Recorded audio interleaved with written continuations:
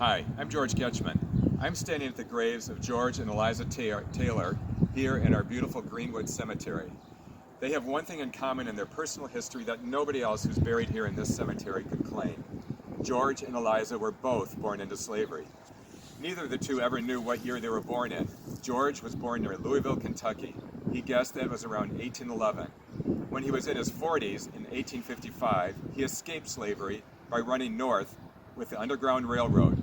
He went to Canada first, but in 1858 he moved to Southfield, here in Michigan, where he took up farming. Eliza was born in or near Nashville, Tennessee around 1825. Her father escaped when she was a young child, and she never saw him again. She had a close relationship with her mother, though, but they too had to endure a harsh separation. When the Civil War ended, Eliza was finally free, and she became determined to find her mother. She did find her in nearby Royal Oak, where her mother had settled, and they were reunited.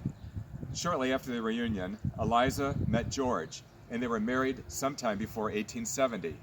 They worked a little farm in Southfield, and they adopted a little girl named Clara. In 1881, George and Eliza moved to Kansas, but 12 years later, in 1893, they moved back to Michigan, here in Birmingham. They bought a house on Bay Street, just north of Frank, and lived in that house for the rest of their lives. George was very proud that he was the first African American to pay property taxes in Birmingham. In October of 1901, George was about 90 years old. He cut his hand on a straight edge razor while shaving, and the hand became infected. Dr. Charles Raynell, the town doctor, attempted an operation, but George developed sepsis and died on November 3rd of 1901. His funeral was on November 5th, which was a cold, miserable day. Eliza stood just about here where I'm standing on that day, and she became sick with a severe respiratory infection. She never recovered. 6 months after George's death, in April of 1902, Eliza died and was buried here by her dear husband. Given the prevailing attitude concerning race and segregation in the 1890s, it's remarkable that George and Eliza were accepted and highly regarded members of Birmingham's community.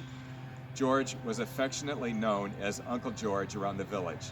They were members of Birmingham's Presbyterian Church. They lived and are buried here among other members of the village who, at that time, were all white. As you would see if you were here, something's missing. George and Eliza do not have a monument, which actually is true for a number of people interned at Greenwood. Some people are even buried under one of the drives. In the coming months, it's the hope of many of us who love the history associated with this cemetery that George and Eliza Taylor can be properly memorialized so that anybody walking through our cemetery will know their story. Thank you.